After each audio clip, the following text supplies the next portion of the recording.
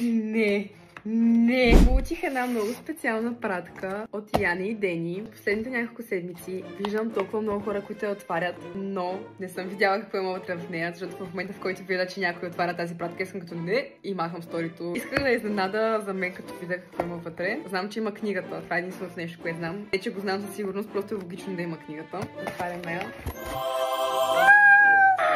Добре, чакай. Много сладки стикерчета.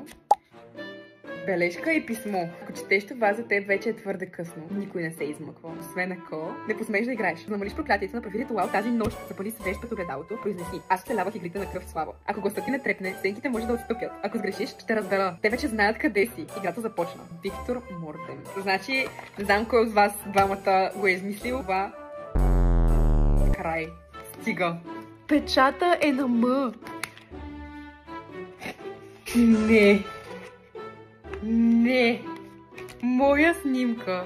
Какъв е този? Кой ме е фотошопнал там? Кой го е фотошопнал него там? Край.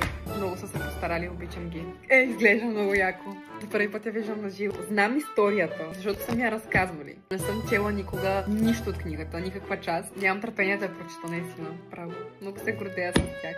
Имат книга, човек. И какво друго има тук? Има ключодържател на малка книжка. И има свещ.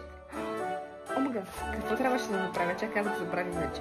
Трябва да запаля свещ пред огледалото и да кажа: аз оцелявах игрите на кръв слава. Добре, ще го направя. Но ще изчакаме да стане вечер, да направим ли това?